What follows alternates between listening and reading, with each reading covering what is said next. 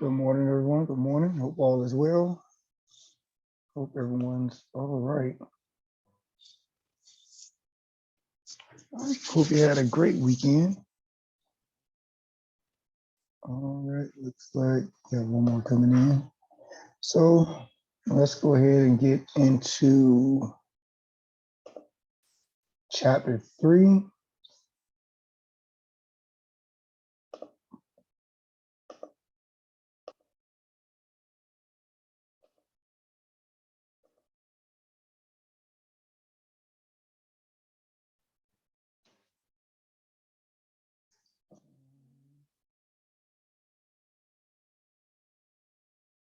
One second, just checking a few things.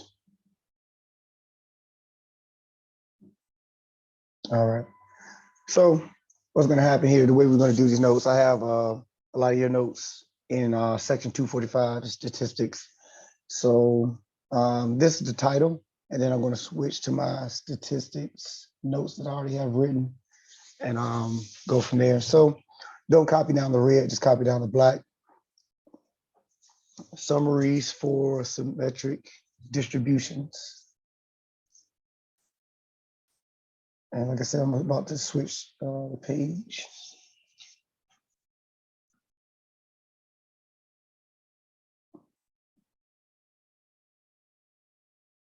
All right. One second, I want to see some of my medians, but my median at median is there.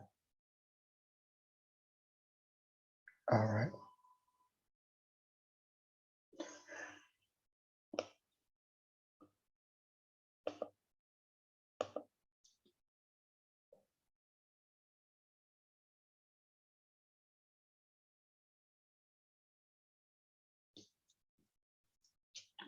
All right, so let's look at the mean.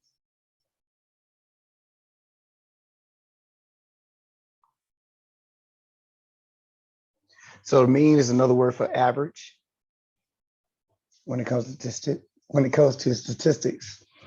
So you're just going to add up all your data values and divide by the number of data values that you have. So the same way you would find the average is the same way you would find the mean. It's the exact same thing. So over here in the green, we have these statements that MATLAB will probably ask of you in some way or form. It is located at the balancing point of a distribution of data, and it is one representation of a typical value of a variable.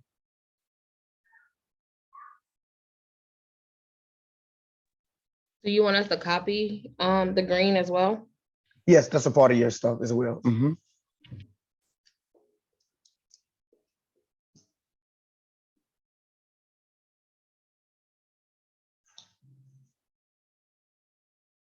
Do not copy median down here. Don't stop. If for those who may get ahead, don't copy a median. It's going to come up later on. So I want to put your notes in proper order. So right now we're just looking at the mean. So if you had a data set of 1, 2, 3, 4, 5, and you want to find the mean, you would add them together and divide by the number of data values that you have, which is 5. So that's 15 divided by 5. And so your mean, or in other words, your average would be 3.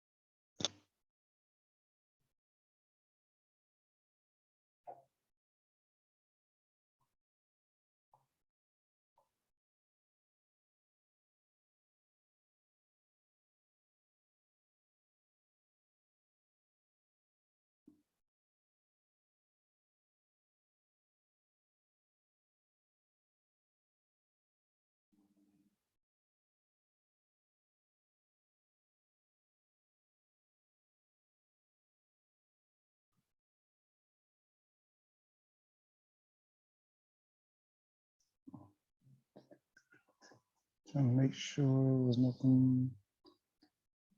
That should be a standard deviation.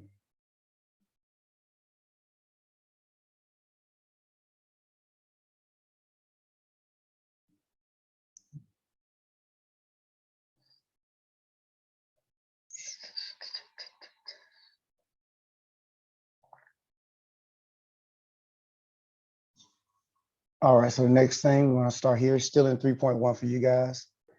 We're looking at dispersion. It's the degree to which the data is spread out.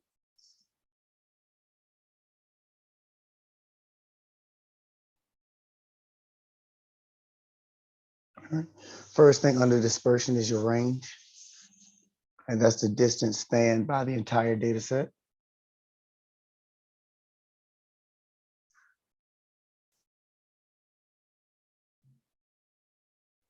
And that's just the largest data value minus the smallest data value.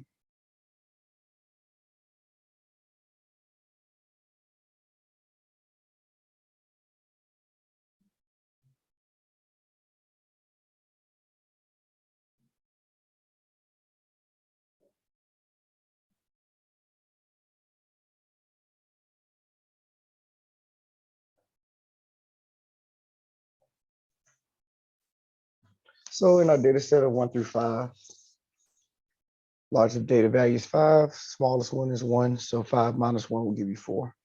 So that would be the range of your data set.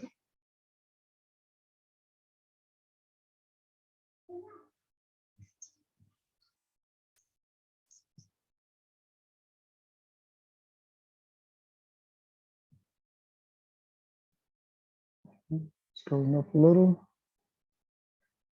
Next two things in this section, your standard deviation. It measures how far a data value is from the mean. So everybody done with range.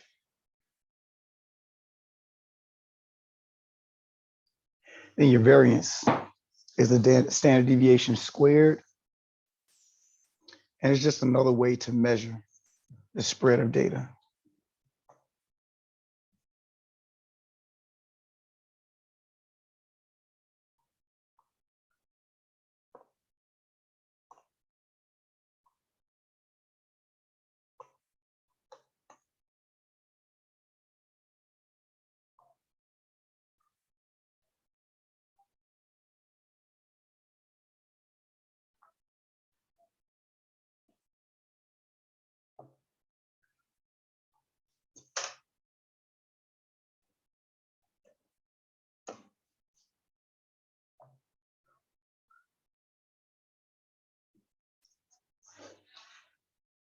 All right, anyone holding on to standard deviation?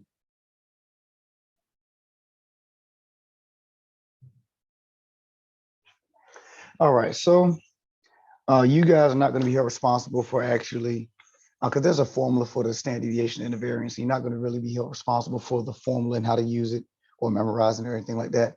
But what you will be held responsible for is having something reliable that can calculate those two things for you. So notice in the red, I gave you the directions to find an app calculator website or something of that nature that will help you to calculate the standard deviation and the variance. So I'm gonna give you a suggestion in a second, show you one that would work. I'll show you one that'll work with no problems. One that I've normally used is free. It's not asking you to spend any more money. So anything you use, it's up to you. You know, it should be free. A whole bunch of free stuff out there. If you decide to use money on an app, you know, that's up to you. But there's free apps out there as well. So like I said, I'll give you a suggestion and you can use that one. But if you decide not to, then it's fine.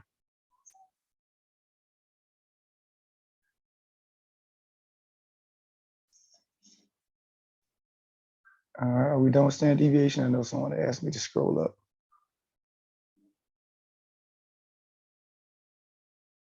Good, good. Let's see. Okay, cool. All right.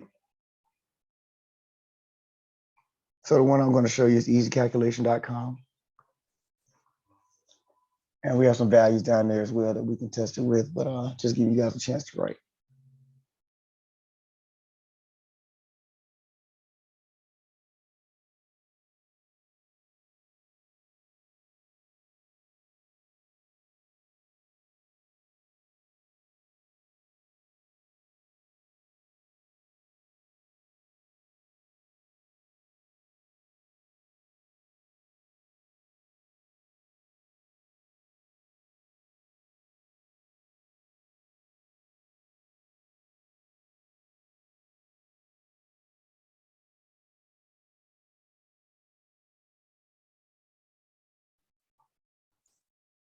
All right.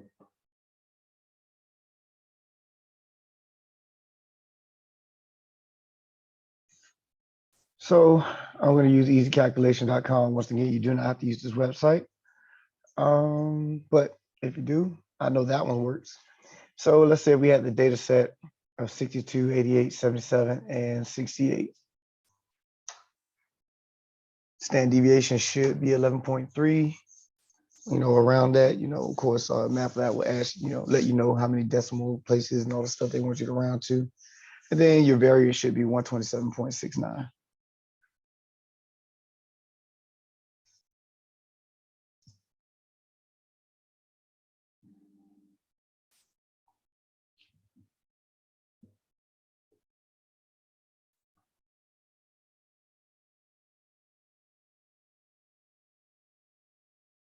All right, so everybody done copying? Can I go to the next page? We'll go to easycalculation.com. I want to go if y'all not ready. All right, so let's go to easycalculation.com. So easycalculation.com has a lot of things, that they calculate in their website and everything like that. So if you want to go straight to that, I would just go standard deviation, easy calculation. And that's the first thing that pops up, first website that pops up. So once again, I would Google standard deviation, easy calculation.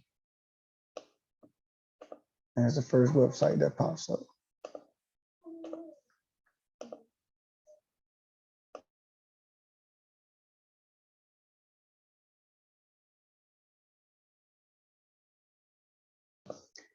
All right, so our data values were what, 62, 88, 88, 77, and 68.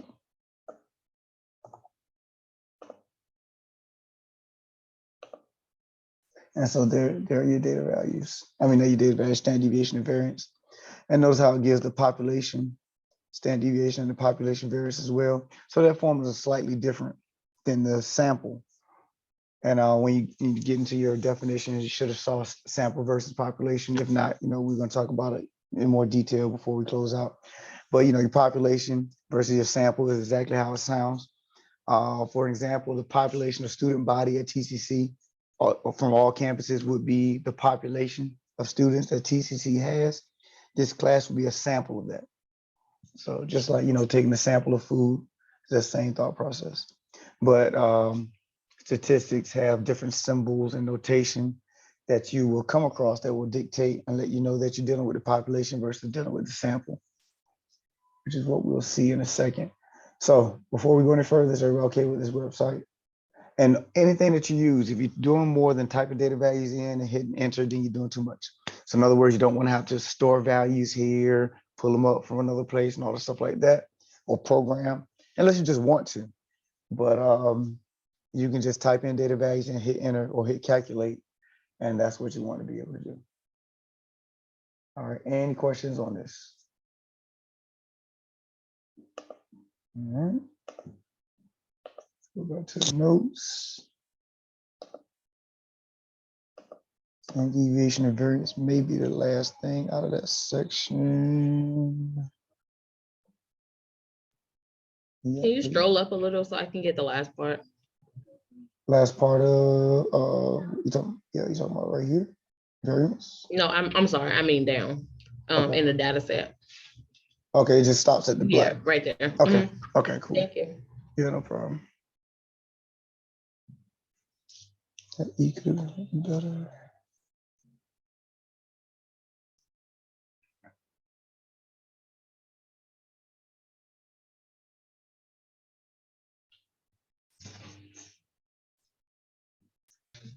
Okay, I got it. Thank you. All right, cool. No problem. No problem. All right, so let's go back to 155. Let's see if they go into notation any other place before I go here. Yep. So let's do this. So let's look at this notation that I was referring to. So you guys already have it at your disposal. This right here is just the formula for your standard deviation and variance, but like I said, you guys don't have to worry about that, but it's like a sequence that you have to deal with. Somebody was asking about it, I think at that time. But so let's look at the notation and then we'll go into 3.2. So notation, X is always going to be a data value, no matter whether you deal with population or your sample. X is always the data value. Now we have Greek letter mu, which is like a U, but with a long stem on the left. That's your population mean. Then we have lowercase sigma, which is kind of like a circle, O, letter O, but it has a stem to the right. That's the population standard deviation. And then sigma squared is your population variance. So you may have seen capital sigma before. That's right there in any Greek fraternities, that's sigma, capital letter sigma. That represents the summation. So if you ever want to represent the adding of data values or the adding of anything, you write sigma, and that means add whatever follows. So here, this means add your data values. So sigma just means summation. All right, and then here, capital N is the population size.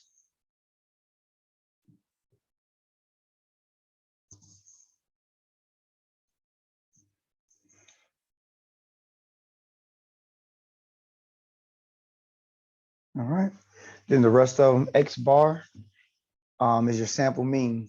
So X with the bar over it, you would say that's X bar. Any letter with a bar over it, you would say that letter bar. Like right here, I wrote Y bar. Just another way of, finding more variables to be able to use in mathematics. We only have 26 letters of the alphabet, pulling in Greek letters. Now we're using bars, just a different way of writing notations. So lowercase s, just a regular S, is your sample standard deviation. S squared is your sample variance. And then lowercase n is your sample size.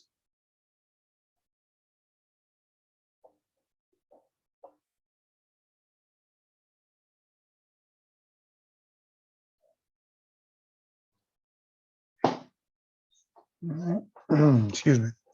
Any questions on anything I've written up there? It should be okay.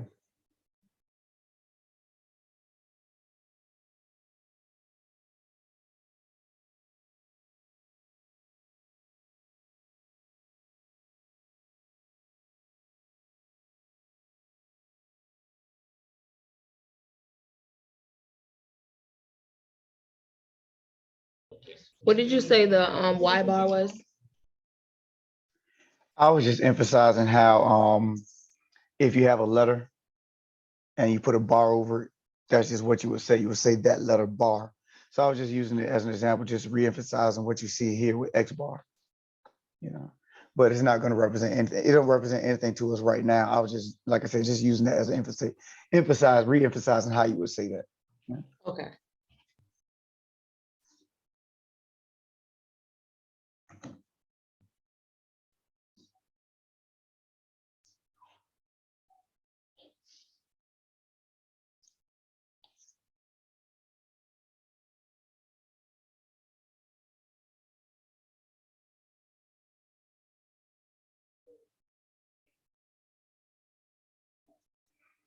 All right.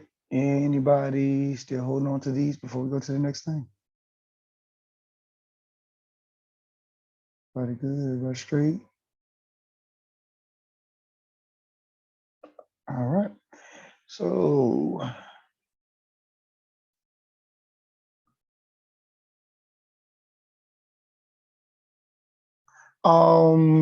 now we say use sample and population and example. As far as that goes, that's pretty much all it is. It's like the population, like I was saying about your TCC student body, for all campuses would be the population. And then from there, this classroom would be a sample of that population. Or the population of the United States, is everybody in the United States. And then we would actually represent a sample of the population of the United States. So that's just the difference between population and sample. It comes into play when they may have, like we looked at, go back. Where it go? So right here, we use this data set that was only 4 data values. So you know that has to be a sample of a larger group. That comes more in play when we get deeper down the road and dealing comparing data values, not data values, but comparing our data set and pulling different formulas out because we're dealing with a sample versus population. But at its foundation, that's all it is. The population is the larger group.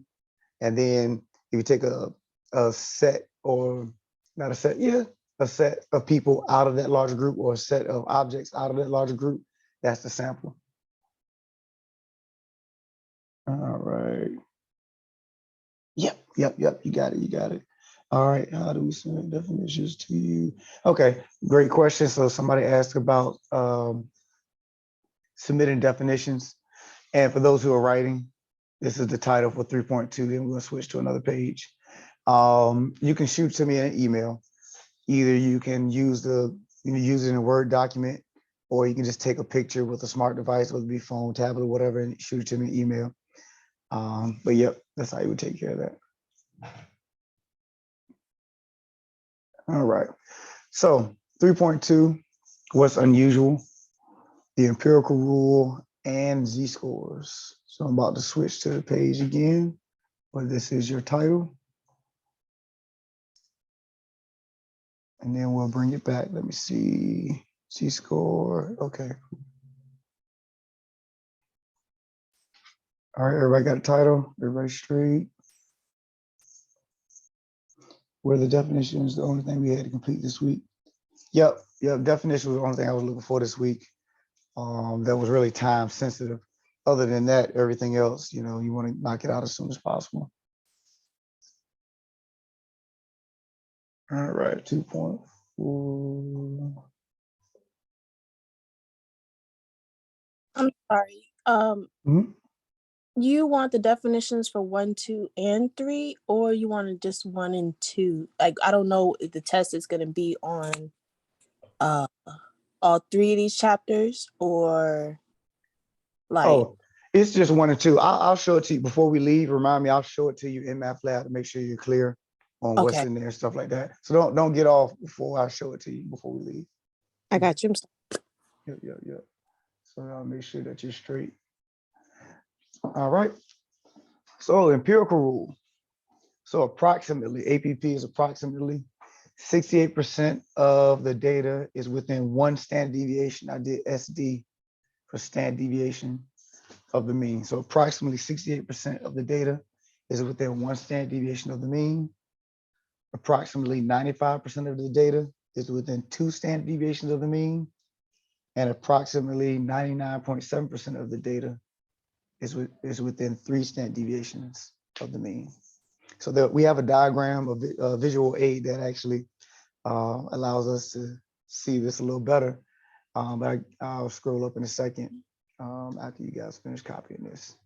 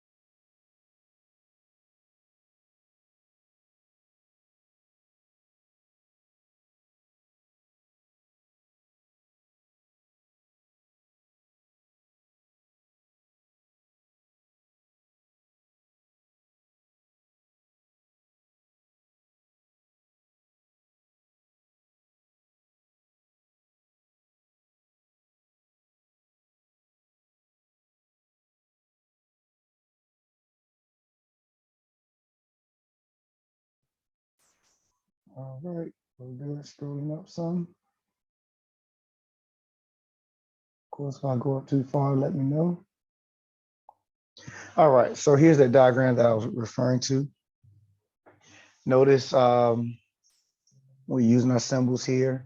Mu is our mean, sigma is our standard deviation. And it's leaning on that normal distribution that I mentioned before that we're gonna start leaning on as we progress throughout the course. So the mean is in the middle. and it's symmetric about the mean. So what's going on to the right of the mean? Same thing's going on to the left of the mean. And these percentages in here are fixed. They stay the same. So you have 34, 13.5, 2.35, 0.15 on both sides of your mean. So to get the right side of your mean, these data values on the right side, you're going to add a standard deviation 3 times. To get the data values on this left side, we're just going to subtract the standard deviation 3 times. So we got an example that's going to show all this, but I'm just talking you through it right now while you guys are copying. And once again, we'll talk it out again. And so going out 1 standard deviation, the blue lines, adding a standard deviation and subtracting 1 standard deviation is 68% of our data. 34 and 34 give us 68. Going out 2 standard deviations. So we add a standard deviation twice, subtract the standard deviation twice. That's the green line. That gives us 95% of our data. So if I were to add these 4 percentages, that's 95%. Going out to the purple line, that means we're going to add 3 standard deviations, subtract 3 standard deviations, adding those percentages in between will give us 99.7. And then if you look at the tail on both sides, that's 0.15, that's 0.3. Added to the 99.7, that'll give you a full 100%. So all of those percentages add up to 100%. And so we'll see how this works with the word problem and everything in a second.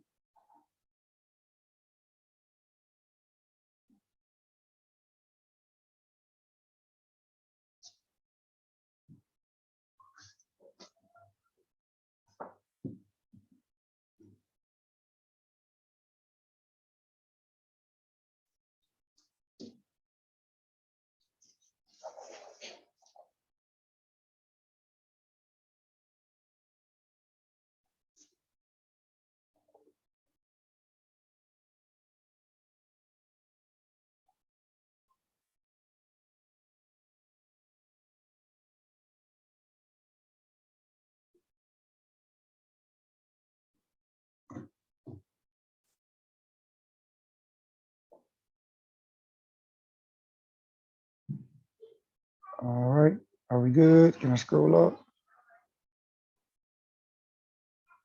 But still copying.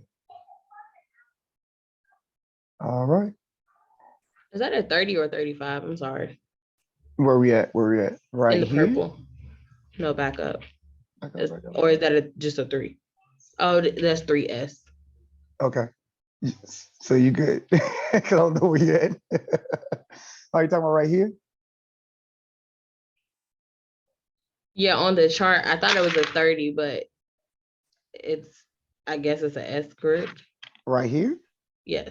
Oh no, that's 3 sigma. Sigma, okay. Yeah, it's 3 times sigma. So it's 3 standard deviations. Yep. So that, this one is 1 standard deviation, 2 standard deviations, 3 standard deviations.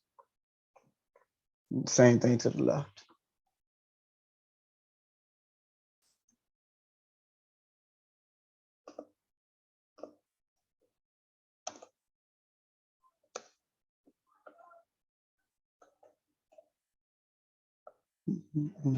Okay, got it.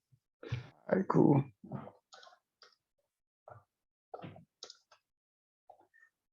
All right, anybody else before I scroll up? Everybody good? Okay, so let's look at a problem that talks about that. All right, so the mean IQ score of students enrolled at University A is 100 and the standard deviation is 16.1. So SD, once again, standard deviation. DET, determine, shorten up this thing. DET is determine the percentage of students who have IQ scores within 3 standard deviations of the mean according to the empirical rule. B, determine the percentage of students who have scores between 67.8 and 132.2. And then C, determine the percentage of students who have scores above 132.2. So I'll give you guys a chance to write that down for those who are going to write it.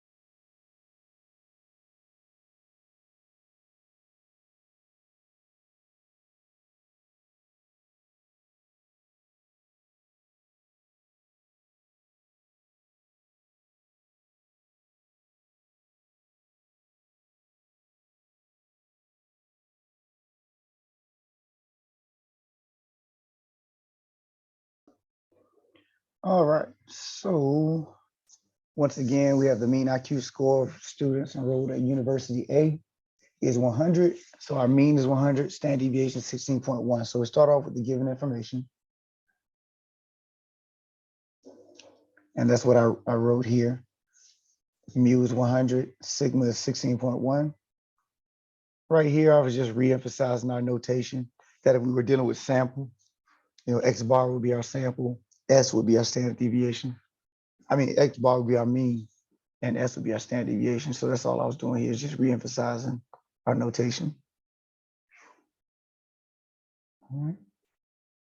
Now, to figure out A, we really didn't have to do any work. It says determine the percentage of students who have IQ scores within 3 standard deviations of the mean according to the empirical rule. If we're just going to be leaning on the empirical rule, then we really wouldn't have to do anything. That would just be 99.7. 3 standard deviation, 99.7. If it says within 2 standard deviations, it is 95. Within 1 standard deviation, then it was 64, 68. All right. But I'm going to go ahead and fill out all the data values, make sure we understand how to get the right side, left side of our mean and all the good stuff like that. And then we'll go ahead and answer all of these questions. So if you go back to your diagram, notice our mean is right here in the middle, but then we have values to the right side of the mean and then values to the left side of the mean. All right. Now to get these values over here to the right side, we're adding a standard deviation 3 different times. So that's what I did right here in the green. So to find the right side of your mean, you take your mean and add standard deviation 3 different times. So my mean is 100, standard deviation 16.1. So that's 116.1 for the first number. Add 16.1 again, that's 132.2. Add it one more time, that gives us 148.3. So that's how you find the 3 values to the right side of the mean. Questions on that? Everybody okay with what we did there? We have our mean. Then to find the 3 values to the right side of your mean, you have to add the standard deviation 3 times.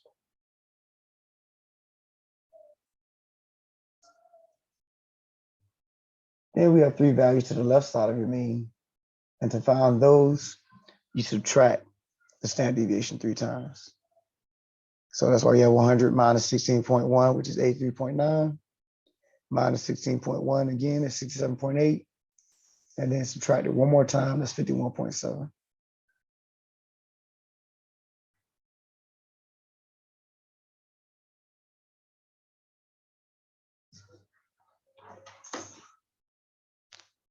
All right, any questions, any questions?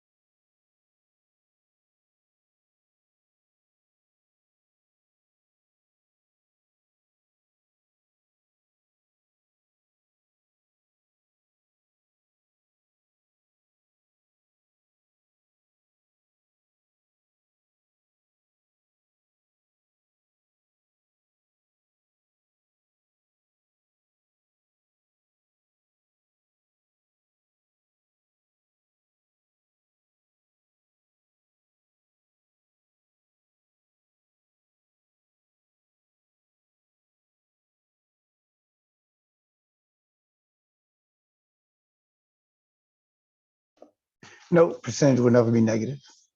Nope, nope, nope. Good question. Somebody asked, could the percentage be negative?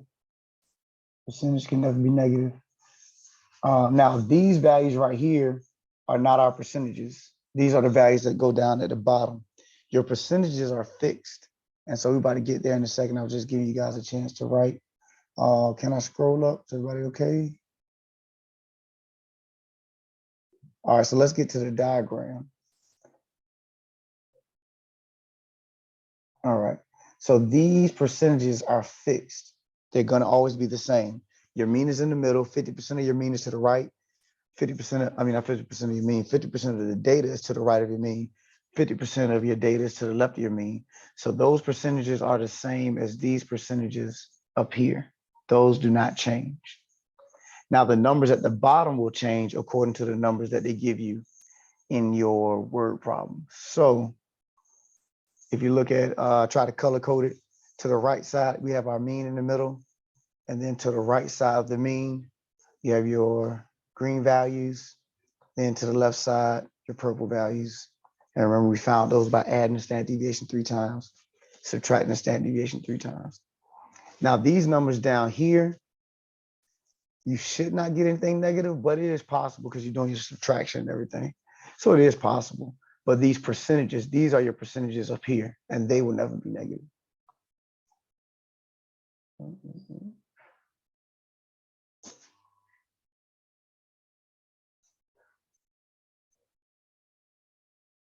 Anybody still holding on to the green?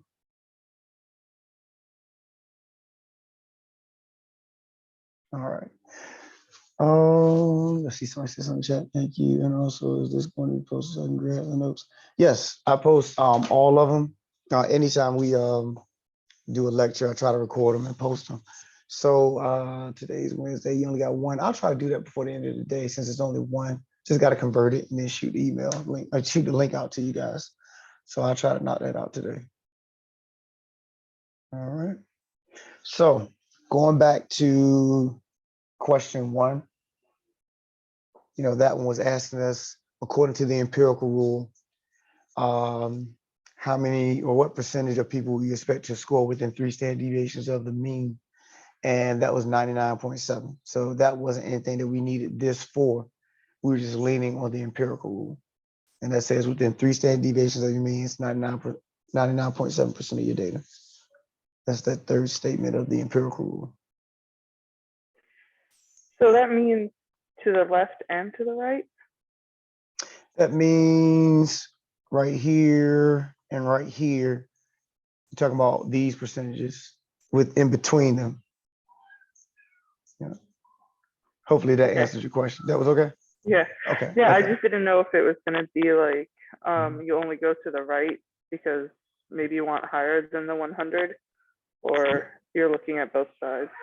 Gotcha. So there will be keywords that's going to dictate that type of stuff. We'll see when we're looking at these. But that type of question, when it says within 3 standard deviations, so we're talking about within, you know, what's inside of it. Yeah.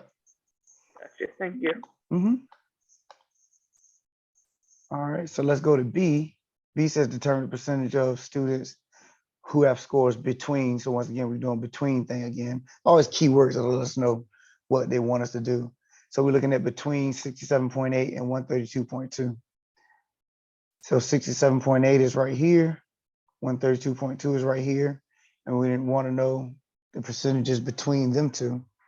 So we add those numbers together, 13.5, 34, 34, and 13.5, and that'll be 95%.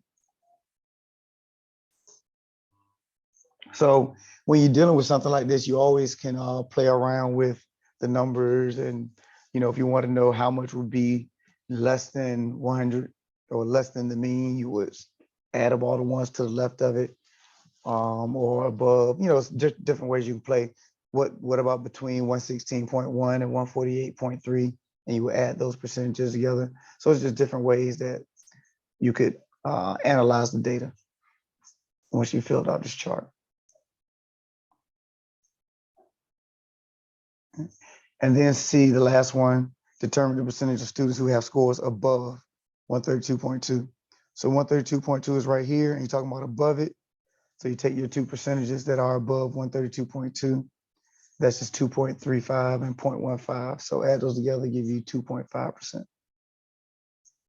So you expect 2.5% of the students to score above 132.2.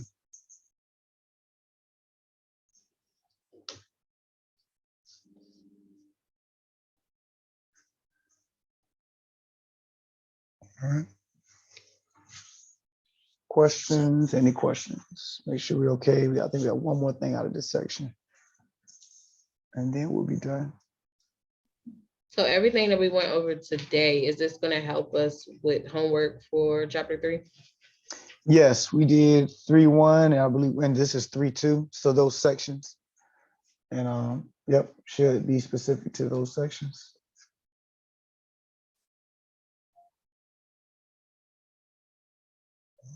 Everybody good? Can I go to the next page? Anybody still holding on?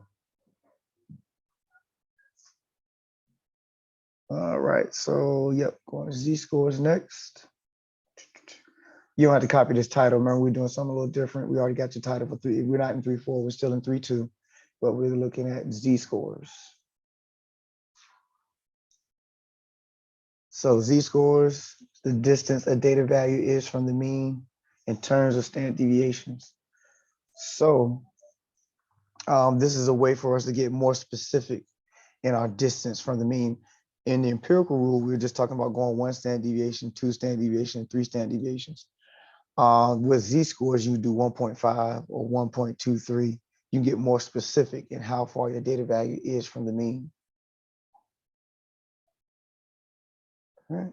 So the formula to calculate your Z-score, this is the general formula right here. If you can remember that, and you're good to go. It's your data value minus the mean divided by the standard deviation. In the green and purple, I was just showing you once again your symbols, trying to make sure you get used to those symbols because they're going to matter at some point. You'll see certain symbols and you need to know what they mean. So it's always the data value minus the mean divided by the standard deviation. Population, these are population symbols right here representing the same thing. Sample symbols right here represent once again the same thing. Data value minus the mean divided by the standard deviation.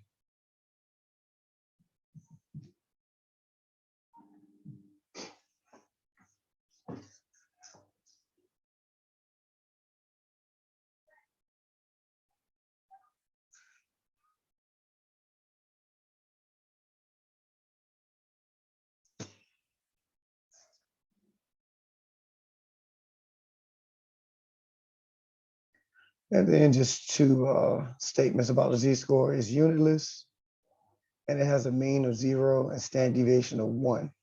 So you're just talking about after it's been converted. And when we get into using our Z-score chart, you'll see what we mean by that. But it's a statement that MATLAB may ask you, so you can just hold on to it right now. It'll make more sense when we get to the Z-score chart, as far as your mean being 0, standard deviation being 1.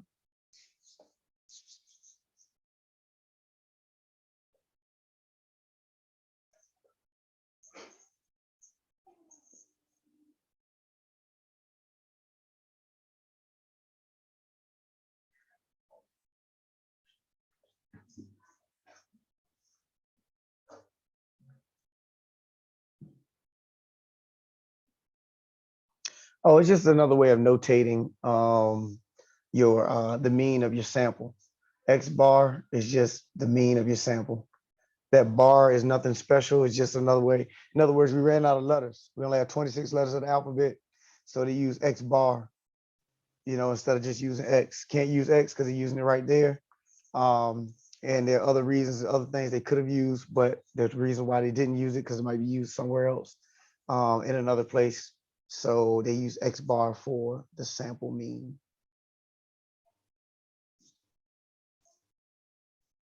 Yep, just because we don't have enough letters.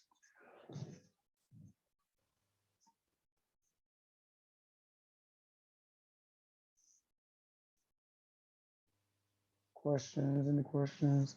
I know I have an example here. Let me see if I want to, I know I got an example down here too, the mean temperature. Yeah, let's do this example. If I go up too far, let me know.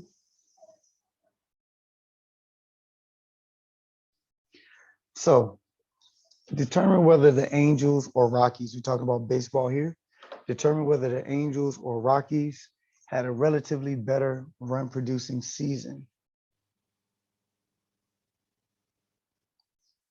The Angels scored 773 runs and play in the American League, where the mean was 677.4 and standard deviation was 51.7.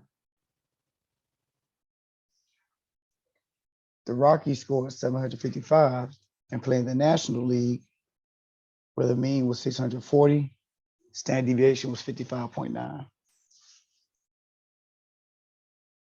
So for those who may not keep up with baseball that much, American League and National League have slightly different rules. So that's why they made the distinction between the two. And they have a different mean and standard deviation, all the good stuff. That's why it's worth looking into, because they're different, slightly different rules.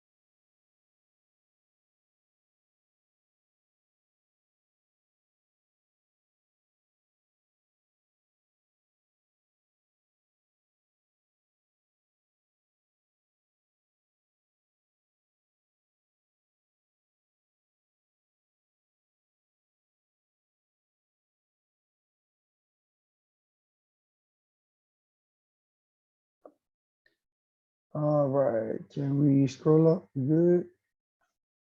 All right, so whenever dealing with a word problem, it's always good to write down the given information. So we had the Angels scored 773, and the mean of the league that they're in is 677.4. Standard deviation is 51.7. Rockies scored 755, and the mean 640 with a standard deviation of 55.9. So that's all I did right here, was just write down the given information. The data value is going to be X for us for each respective team. And because that's the data, the value in question, how many runs they scored, and all this stuff like that in comparison to the leagues that they're in.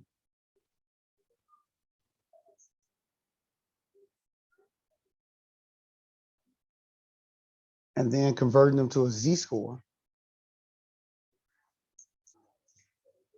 When it comes to the Angels, the 773 minus 677.4 divided by 51.7, it gives 1.85. Then in the Rockies, 755 minus 640 divided by 55.9 is 2.06.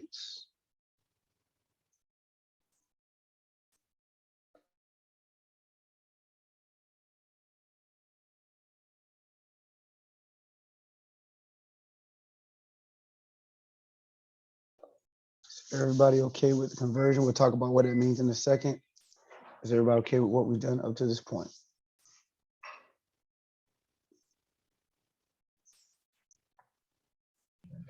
Can you scroll up so I can see the Rockies?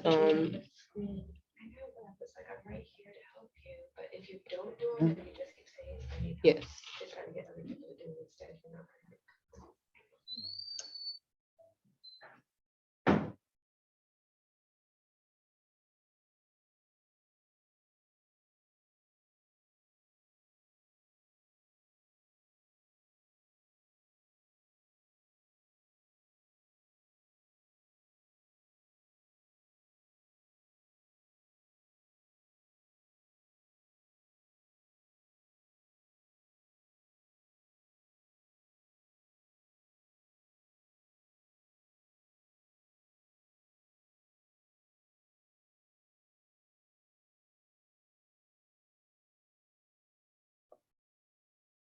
Any questions on what I've done up to this point?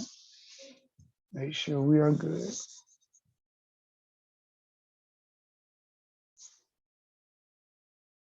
Are we still holding on to the black? Can I scroll up? Good.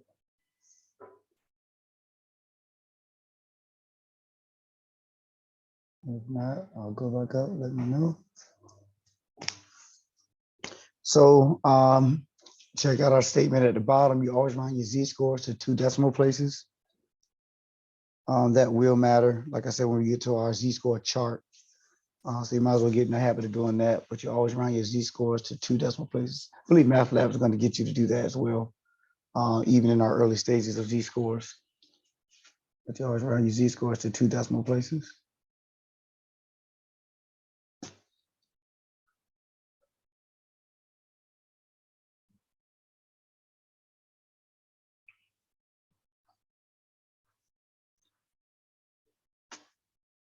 All right. I scroll up or no?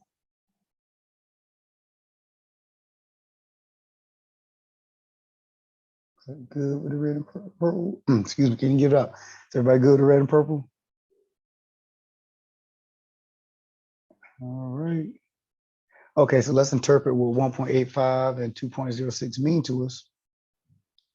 So the angel scored 1.85 standard deviations above the mean. So if it was negative, now your standard deviation can be negative. If it was negative, that means that would have been below the mean. Both of these are above the mean, so that's, it's going to be the same here because both of them are positive. But if it was negative, then that means that they would have scored whatever below the mean. So here the angel scored 1.85 standard deviations above the mean. The Rockies scored 2.06 standard deviations above the mean.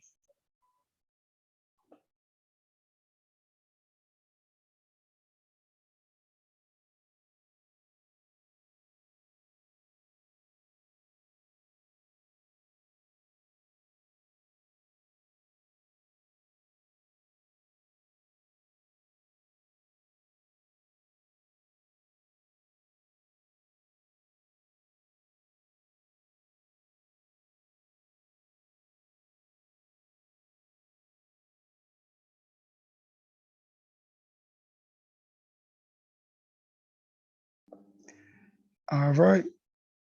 And then last statement, the Rockies had a better run producing year. And that's because they had 2.06 versus the 1.85.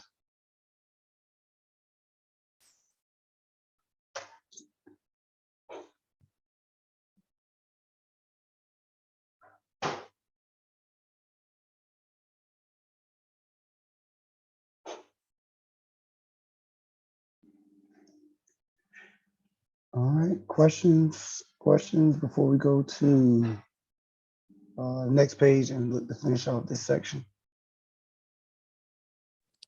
Before you move on, can you go back to where you had like the formulas? All right, anybody still copying this while I scroll back up? Everybody good? I can scroll up. All right. Is this what you're referring to? Yes.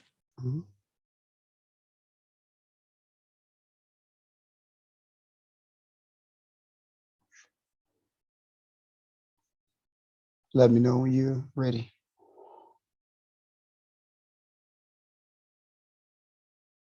Okay, I'm good. Thank you. All right, not a problem. Anybody else before we go to still dealing with the z-scores, but there's one more thing talking about z-scores. Everybody good? All right, so another example.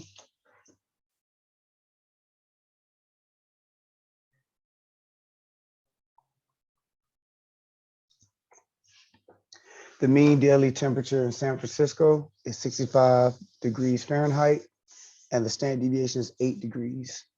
On one day, the high temperature is 49 degrees. What is this temperature in standard units? And you see right there, I notated that's just another way of saying z-score, converted to a z-score. Assuming the empirical rule applies, does this seem unusual? All right, give you a chance to write that down.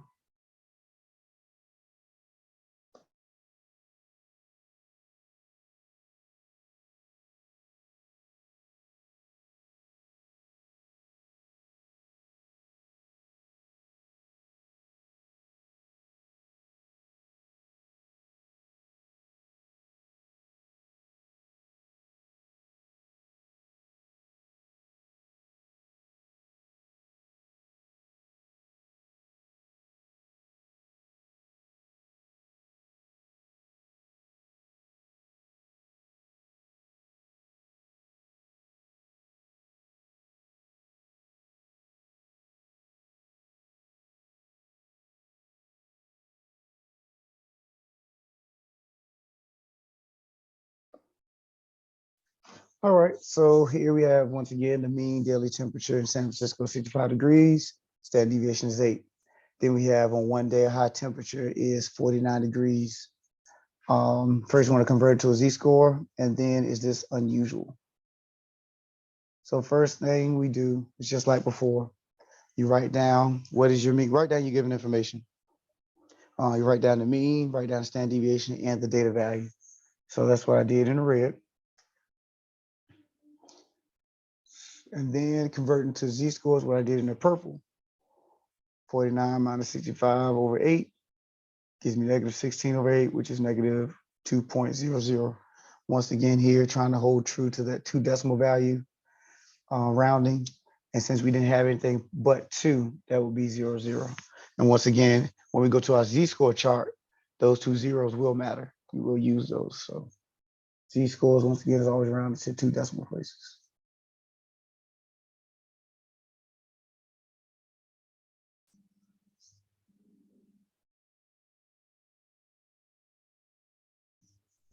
All right, questions on the red and purple before we get to the green.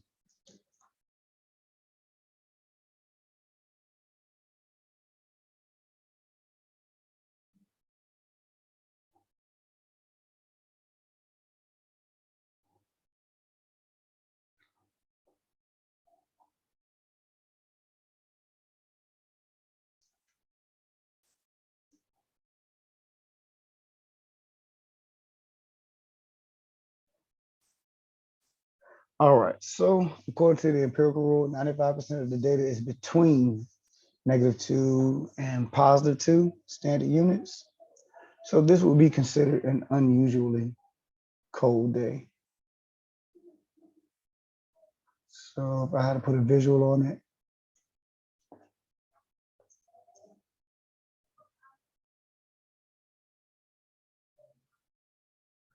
all right, so -2 or less, +2 or greater is considered unusual.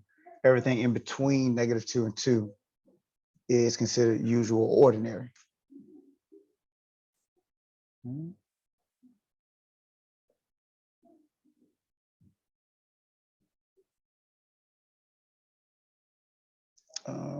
Everybody done with the red and purple?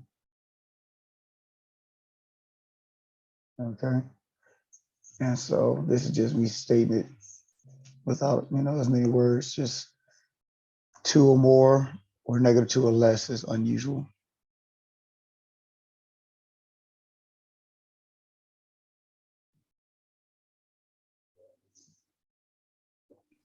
Is that for everything or just this particular question? For everything, that's your standard. Okay. Yeah. So, but you can't make that declaration until you convert it to a z-score. And so we're talking about your z-scores. Once you convert it to a z-score, we're looking at these markers of 2 and -2.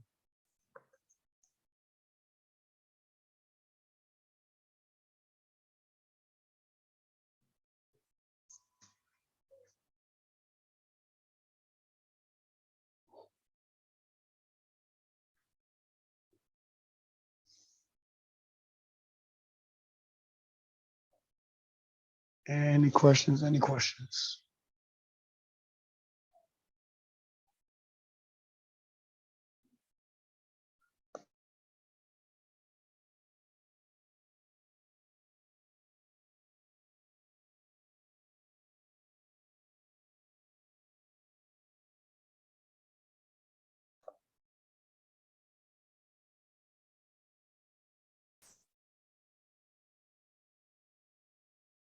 All right. So that's 3132. Yeah. So that's 3132. Next class, and this is a good place to stop versus jumping into another section. Next class, we'll get into 3.3 and move on from there. Before we close out, questions. I know I had one person that needed to see something in math lab, if I remember correctly. But outside of that, anybody have any questions before I click over there? Everybody good? Everybody straight? Yes, Mr. Tucker, can I please see you after all this, after class? Yep, not a problem. So if you want to stick around, and I'm going to make sure we're good on certain assignments one of your classmates were asking about. Want to stick around for that, feel free to do so. If not, have a great weekend, be safe, and I will see you on Monday. Mhm. Thank you. Have a great week, everyone. Thanks, you do the same, take care. Don't get Spain to come up, get out my way.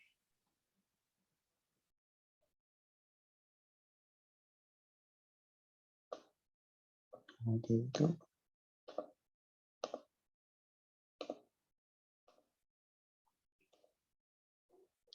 All right, so I forgot who was asking. Oh yeah, that's right, it is gonna snow. Take care, you be safe as well. So I forgot who was asking about our definitions. We have definitions 1 right here and definitions 2 right here. And I think she had mentioned chapter 3, but that's not a part of, chapter 3 is not an option as far as the definition. So we're just talking about right here. So really the next definitions you guys would be concerned about is chapter 7. And the test is just on 1 and 2. That was my other. Yep, we're about to get there to show you how it's labeled. Yep, so you see how it's already, 1 and 2 right here, and then next one will be 3 and 4. Okay. And you're changing the date on the date for the test?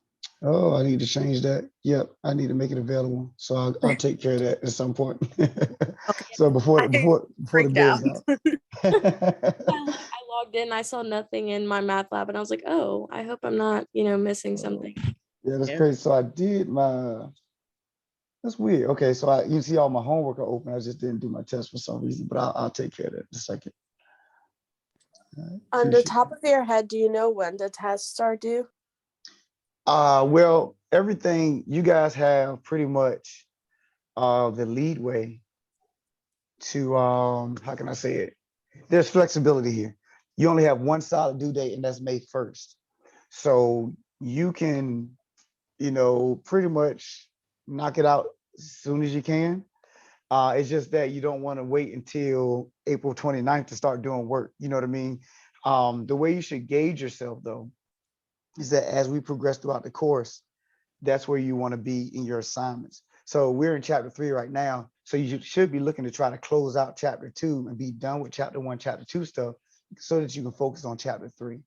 But what it does, it just leaves room for life to happen, and you don't have to ask me for an extension. So if you do get behind, then it's okay, just get caught up. So if you just want a soft, feeler, I wouldn't want to still be in chapter 2 and chapter 1 going into February. I would want that to be done because eventually, because next class, we really could be done with chapter 3 because the stuff is not heavy content because like a lot of those are done together anyway. So that means we'll be done with chapter 3. And if you still mess around with chapter 1, eventually we'll be done with chapter 4. You know what I'm saying? So you want to make sure you stay on top of your assignments. And I have one last question. For attendance, I know first class, I could be wrong. You said we need to do something for that. Mm-hmm. Is that on math lab where we go, or do you take daily attendance? Yeah, so I will take attendance off of your activity in math lab. So you should be, you should be doing this stuff weekly. So even if you don't get anything done necessarily, you don't necessarily have to complete assignments, but you do want to be active so that there's a timestamp on your activity showing that you are participating in class. And so, Okay, thank you. Yeah, no problem. So even if you just go into a homework assignment, hit save and come out, that puts a timestamp on your activity. All right, so what about section assignments? Do we do those? Which ones do we stop at? Okay, so every assignment or every section has a homework assignment. So you're supposed to do all of them. So we're going to cover all of them, just like we did 3.1 and 3.2 today. So all of chapter 1 and 2, you're held responsible for. We did 3.1, 3.2 today. Next class, we're starting off with 3.3. If we don't, let's say for some reason we don't get to chapter 9, then you're not held responsible for it. But I know for a fact we're going to at least get to chapter 8. I had a question. When I log into my math lab, it tells me I have no current assignments. Like I don't see any of like the section 1.2 or any of like that for the homework. Let me see. Let me see. Let me make sure I have you in this class. Great book. Yeah, they gave your name. You're there. Yeah, I wasn't too sure because it shows me that I have like no past due assignments, current assignments, or completed assignments. Okay, so you click on this assignment button right here, and you don't see any of these. Let me see how I'm looking at it right now. Mhm.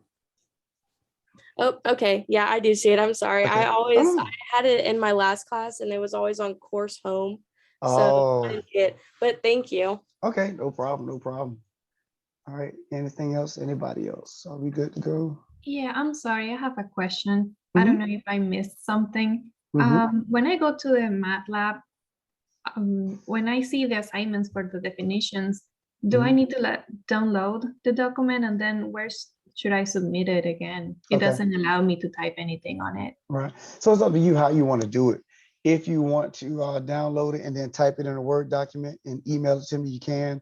If you just want to write it in a notebook, take a picture of it, send it to me, email. It's up to you how you want to handle it. I had to do it as a PDF like this because when I did it as a document that you guys could manipulate, it came out funky and put weird symbols on it and stuff like that. So I had to format it this way, unfortunately. But as far as downloading it, I think you can download it as a Word document. Should be able to. But yeah, you cannot manipulate it right here and hit submit through MathLab. You have to email it to me. Okay, thank you so much. Yep, no problem. That you said that that we could write it down because I was thinking about writing them down after I do the homeworks and not after while I'm doing the homeworks and stuff, so it will make it easier to have them like in my notes. Mhm.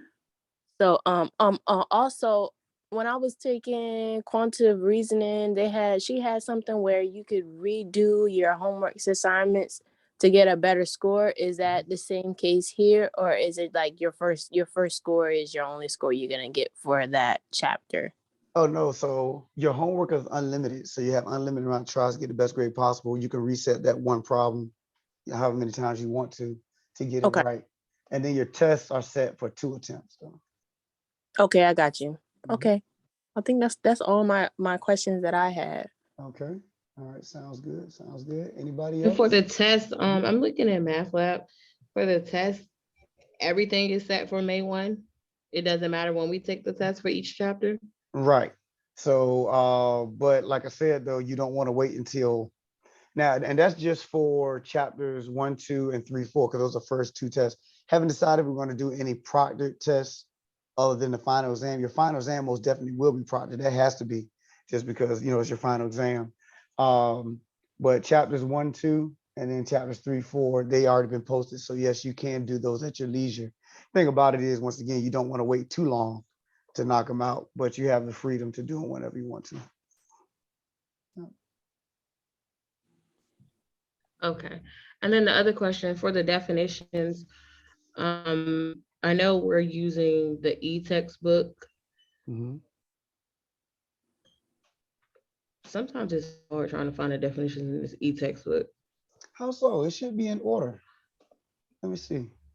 I don't know if it's because I have different classes that's using the e-textbook.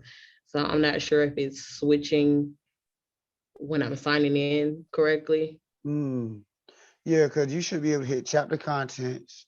And let's say you go to chapter 1, and you want to start with 1, and then hit e-text. And see, it starts right there, variation, data, like all of them are highlighted. And then you would go to the next page. Let's see what the next definition would be. It might be data analysis that got that blue, but then variables, and then data set or sample population. So all of them are highlighted, numerical variables, categorical variables. So I didn't try to make it to be a hard assignment. So it should be in order and everything like that. Yeah, I think that would be the only issue is this stuff not switching like you Yeah, said. like I said, it could be just Mhm. because I have other classes that I need to switch back and forth. So it's just the e-textbook might not be switching and I'm probably in A&P or something. Mhm. It's not switching over like it needs to. Gotcha. But I tried not to make it hard though. So I tried. All right. Anything else, anybody else before we close? Make sure we're good. Yes, can I, am I Oh, allowed yeah. to share my Yeah. screen? Now, is this a personal thing or is this No, it's not. It's okay? not. It might take a minute though. Okay, so I'll stop recording.